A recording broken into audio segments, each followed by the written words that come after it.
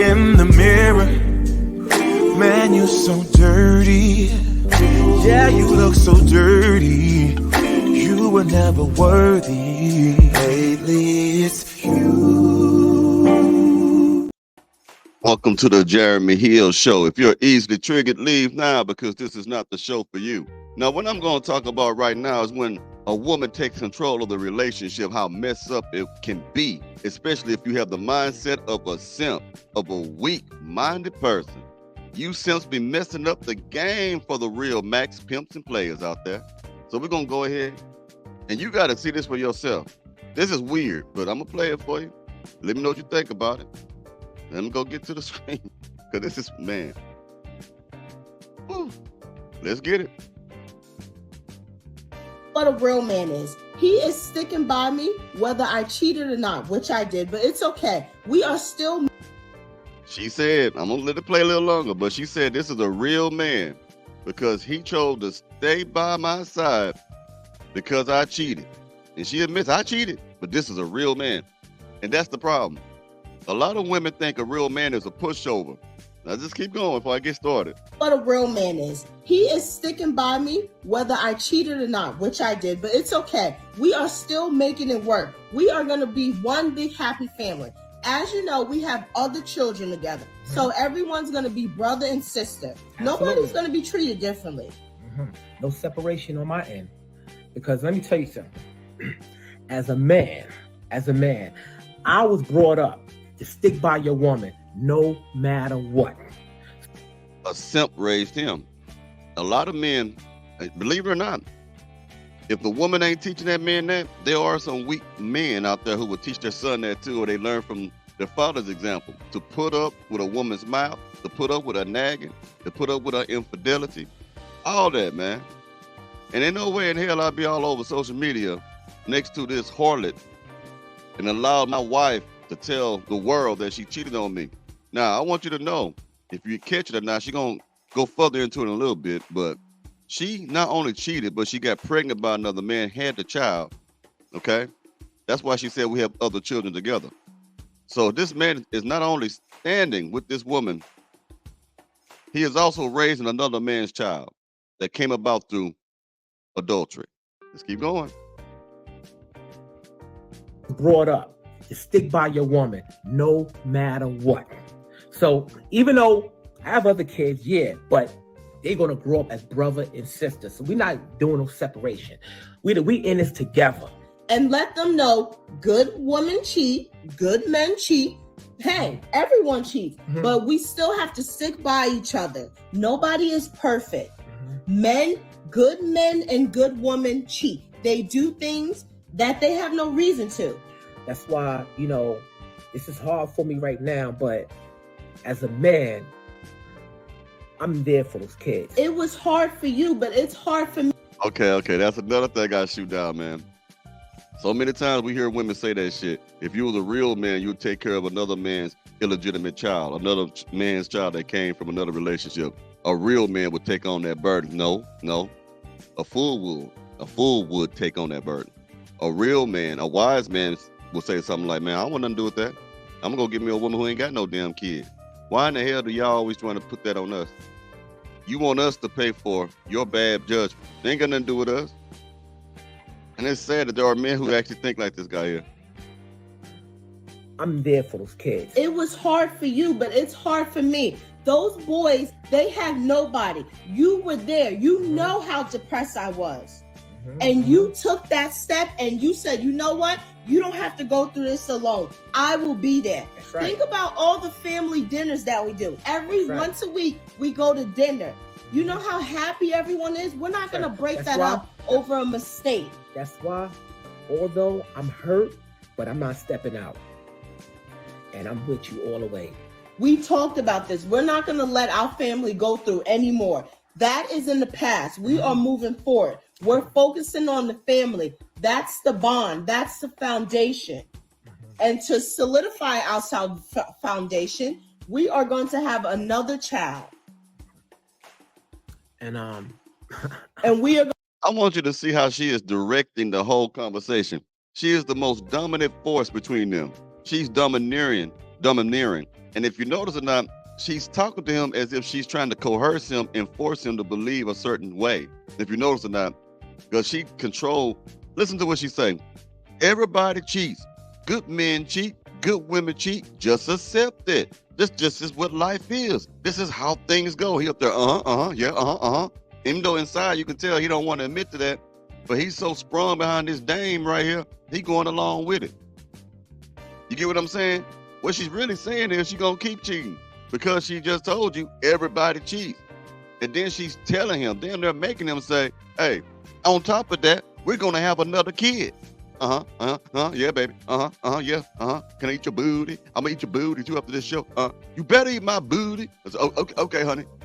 And we are going to continue to bring more into this world because we love each other and we will never let go.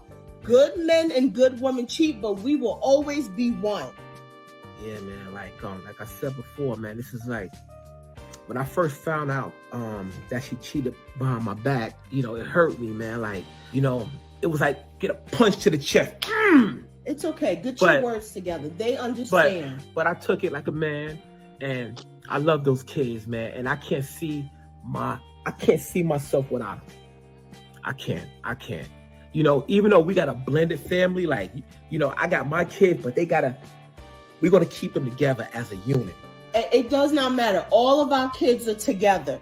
We had them. I don't care what father, what mother. Those are all of our children. And everyone knows that. You will always be in all of their lives. The twins need you. And we made a decision that we're not going to tell the children that he's not the biological father. Right on to that. Oh, man. It's too early for me to start drinking right now. Seeing that right there makes me want to drink. And we decided. It wasn't no we decided that. You decided that, and he followed your decision to not tell the other kid that he's not the real daddy. So you're going to keep it a secret. Now, what happens when that child needs a real kidney or something like that or some other type of body part, and the mom and the daddy can't give it to him, but it's supposed to be somebody in the family that's related that can? They're going to start looking at them fake kids. Well, not fake kids. The kids is not really brothers and sisters. They're going to say, how come we don't match? That's what they're going to find out. They'll let you know then you ain't no match because you're not related. Boy, these people crazy, boy. Thank you, Lord. Thank you, God, for not letting me be a simp. It must be a horrible existence. Now, here's another dude who says if you meet a woman, she shouldn't accept you unless you give her $50,000. Yeah, baby, it's $50,000. As he wants you, make him pay $50,000. And if he can't afford $50,000 up front, set up a payment plan. If he says, hello, what's your name? $50,000. Hey, can you cook me some food? $50,000. Hey, I got problems going on. $50,000. You're not playing wife to no man that cannot show you that he has husband characteristics. He must be a... Okay, let me get gangster with this, man. I'm gonna tell y'all something, man. This man is smart. He's wrong in everything he said, but I see a lot of people get emotionally wrapped up behind what this dude be saying. I want you to peep game here. This is some pimp top stuff. He's selling women a fantasy. He's teaching women some BS. Because even I know, if I was to change my channel up right now and use my mouthpiece and start catering and pandering to women, I probably have over 100,000 subscribers right now. Right now. This man don't care about women. This man care about that money. And as a hustler, I can respect the hustle. But at the same time, I don't respect him because when he's doing his hustle, he's also taking a big dump on the men out there. And he takes dump on men who don't make a lot of money. Average men, even blue-collar workers. If you don't make, he's a rich man from my understanding. And from my understanding, he came from being kind of poor and he built himself up. But this has been his thing, like Derek Jackson, a lot of pandering and stuff like that. This is what he's doing. So he's telling women now, don't even be with a man, not if he makes $50,000 annually, just because he won't give you $50,000 up front, don't be with him. Think about it now. Let's keep going. Not show you that he has husband characteristics. He must be a provider, he must be a leader, and he must be able to sacrifice for you. Because what a man invests in, a man appreciates. If this man can buy that old car outside for $60,000 with high mileage that keeps falling apart, he can pay $50,000 for you. If not, find a man that meets your qualifications. And if this man says, oh, you asking for too much, He's a man that has not reached his full potential. Now let me tell you something. If a man buys an old beat up jalopy for $60,000, it's because it can take him to work so he can go ahead and make $50,000 a year or more. You fool.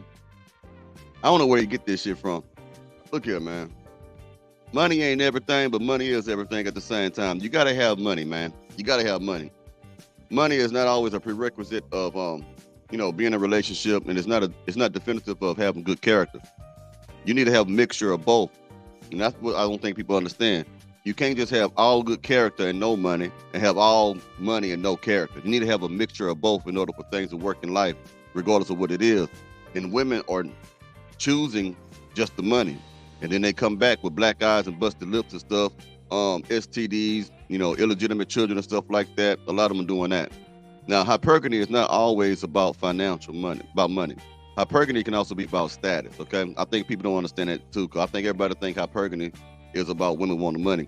Sometimes it's simply a woman wanting to be seen with somebody else who everyone wants to see. Status. Think about high school, how the captain of the football team, or the athletes of the school, the popular people was able to get all the women, but they had no money. They may have a little rinky-dink job, a little McDonald's type of job or whatever, but they didn't have enough money to live, by themselves and stuff. Didn't have money to pay a mortgage or a car or rent and stuff like that. You know what I mean? The parents might have gave them a car. They might have saved up for some, a car to be driving. It was an old kind of car. And then they were still staying with their parents or whatnot. You get what I'm saying? In high school or junior high, stuff like that. So them girls wasn't chasing them for money. They were chasing them for status. And I think y'all got to understand that. Why you think a millionaire like, it said Kendrick Lamar, I'm thinking about the beat they got. Kendrick Lamar, Drake, any other rapper you could think of or celebrity, Chris Brown. What makes them different from just regular millionaires? Because there are millionaires in this world that are not famous, just regular people. They got more money than Drake, more money than Chris Brown, so on and so forth. How is it that Chris Brown and them are able to get more women than them? It's because they have money in status. That will always get men more women. It will always, if you got money in status, then you don't even have to play games with women.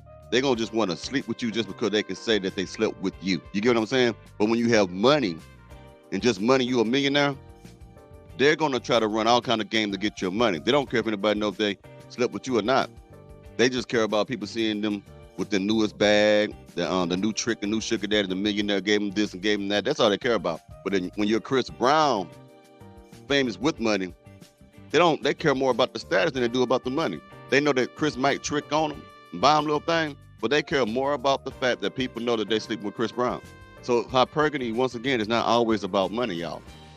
Okay? When you go in the hood, you see the thugs, the Pookie, Ray Ray, Nook Nook sometimes, but the real thugs, the one that's known for pushing that work, the ones that known for stick up kids and stuff like that, hood popularity, ghetto status, women flock to them.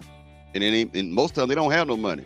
Little Nike tennis shoe hustling ass dudes, man. They don't really have no real money, but they have money at the same time. They got enough money to put some rims on their car. They got enough money to kind of fix up their car. When you see their house, they rent. You get what I'm saying? But every time you see them, they got a pocket full of money. I used to be a barber, a long time ago, and it was the same thing. Like, women know barbers get money. Barber have a pocket full of money because we do cash, straight on, whatever like that majority of the time. But I see a lot of barbers who had money in their pockets, but they had a broke down ride. You know what I mean? They were still staying with family members, or they had a little small rinky-dink apartment. There's nothing wrong with doing that because you're starting from the bottom, making yourself up to the top, building yourself up to the top. I get that. But it's status, man. I'm telling you, man, status outweighs and trumps that money part almost all the time. They're still going to look for money. Don't get it wrong. They're going to still want money. But there's something about popularity that turns women on. I don't know what it is, but it just do. You know what I mean? A dude with money versus a man who don't got no money, who is just popular.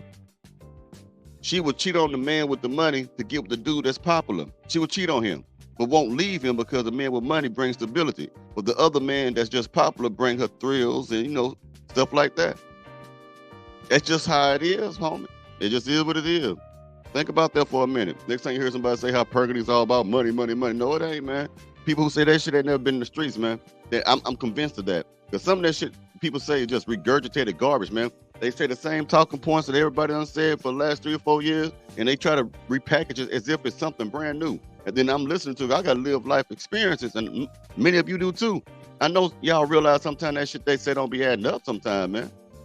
Listen, that's just me, man. I don't know, man. That's just me, man. I'm just weird sometimes, you dig? So, anyway, I'll talk to y'all pretty soon, man. Y'all have a good one now, you hear?